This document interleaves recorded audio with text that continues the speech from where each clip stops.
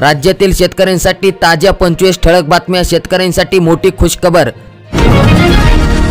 कर्जमुक्ती योजनेअंतर्गत प्रोत्साहनपर अनुदानाचा लाभ मिळाला। शेतकऱ्यांसाठी आत्ताची सर्वात मोठी खुशखबर। हजारो शेतकऱ्यांच्या खात्यात जमा झाले प्रत्येकी 50,000 रुपये। याबद्दलची मोठी खुशखबर आपण सविस्तर पुढे या व्हिडिओमध्ये पाहणार आहोत। व्हिडिओ संपूर्ण शेवटपर्यंत नक्कीच बघा आणि व्हिडिओला आत्ताच लाईक करा।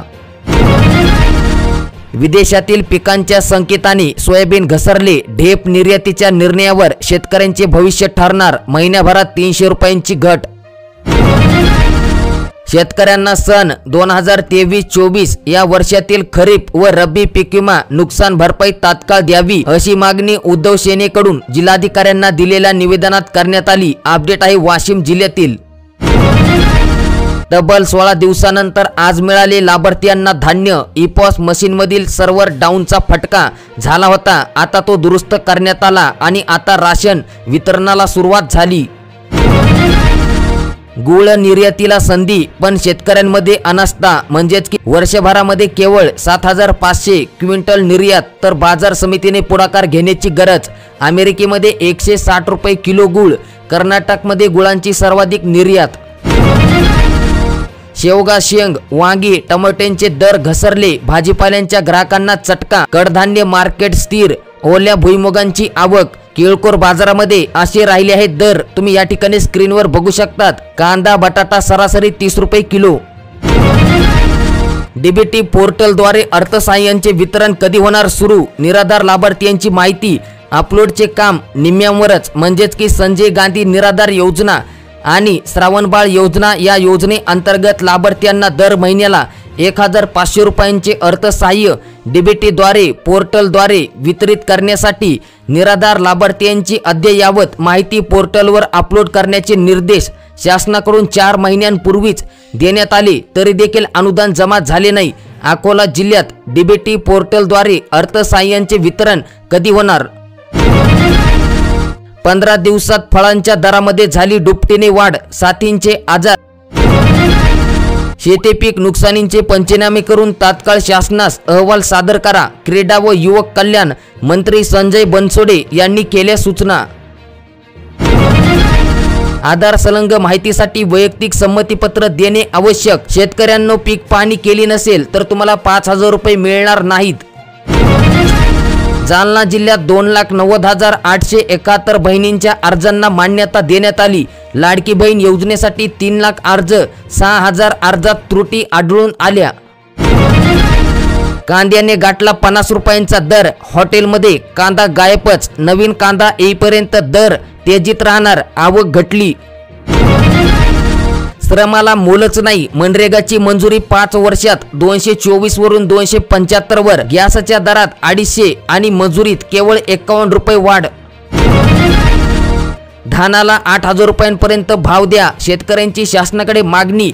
उद्यापासून करणार साखळी उपोषणाला सुरुवात। या आहेत शेतकऱ्यांच्या मागण्या। शेतकऱ्यांना सोना धानासाठी 1,001 रुपये, तर मोठ्या धानाला 5,000 रुपये, बारीक धानाला 8,000 रुपये प्रति क्विंटल भाव देण्याची जाहीर घोषणा करून धान खरेदी केंद्र सुरू करावेत, अशा मागण्या आहेत।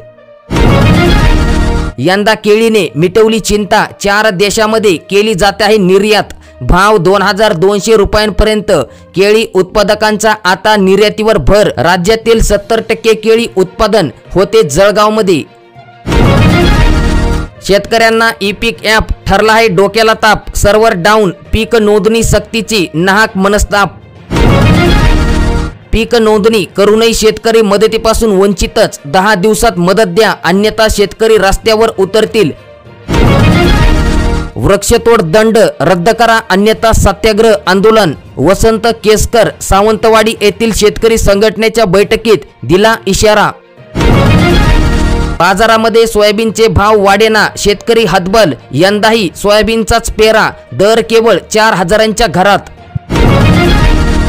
हारवाल्याने ऑनलाईन पैसे उकळले। पंढरीच्या पांडुरंगाचं झटपट दर्शन घडवलं। मंदिर परिसरात दर्शनाचा काळा बाजार उघड। ई पीक पाहणी ॲपमध्ये पिकाची नोंदणी करताना तांत्रिक अडचणी। वेळेत माहिती ऑनलाईन अपलोड होत नसल्याने शेतकरी त्रस्त। आता शेतकऱ्यांसाठी मोठी खुशखबर। नियमित कर्जफेड शेतकऱ्यांना मिळाले 50,000 रुपये थेट बँक खात्यात। तर शेतकरी मित्रांनो, पीक कर्जाची नियमित परतफेड करणाऱ्या शेतकऱ्यांना प्रोत्साहनपर देण्याच्या उद्दिष्टाने महात्मा ज्योतिराव फुले शेतकरी कर्जमुक्ती योजनेअंतर्गत प्रोत्साहनपर लाभ योजना राबविण्यात आली। त्या योजनेअंतर्गत 4587 शेतकऱ्यांच्या खात्यात प्रत्येकी 50,000 रुपये प्रोत्साहनपर अनुदान जमा करण्यात आले असून आतापर्यंत 19,84,00,00,000 रुपये वितरित करण्यात आले आहेत।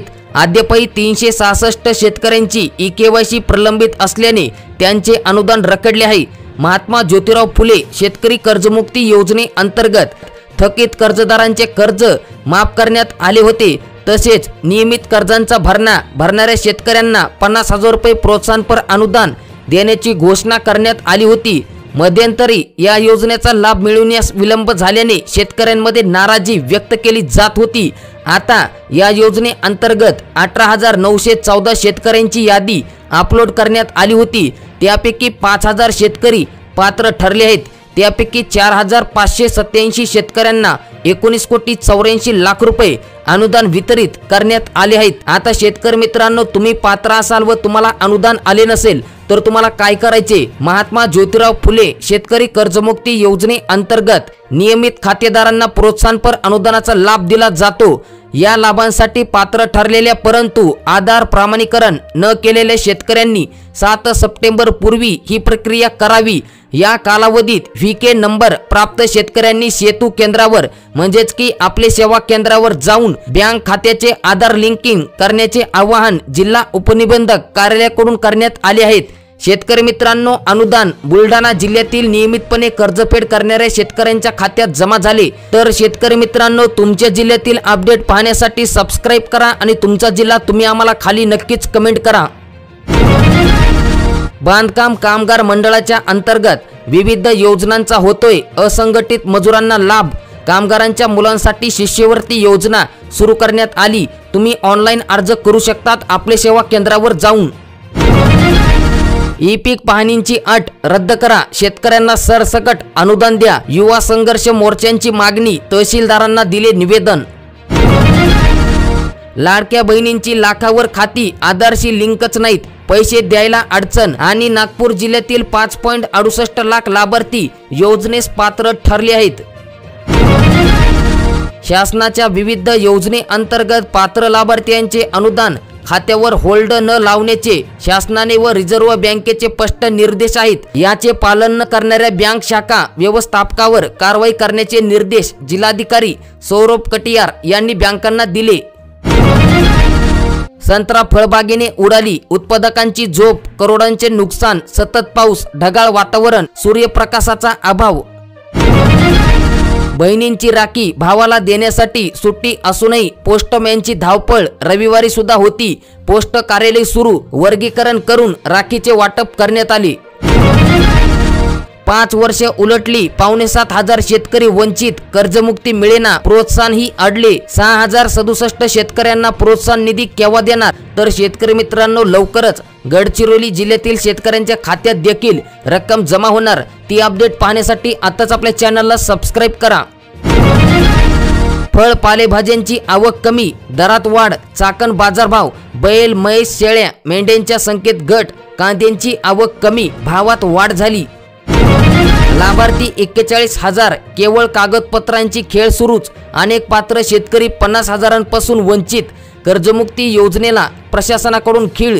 5 वर्षांपासून प्रोत्साहनपर अनुदानासाठी प्रतीक्षाच। आता अनुदान जिल्ह्यांमध्ये जमा होण्यास सुरुवात झाली आणि लवकरच परभणी जिल्ह्यातील शेतकऱ्यांच्या खात्यात देखील रक्कम जमा होईल।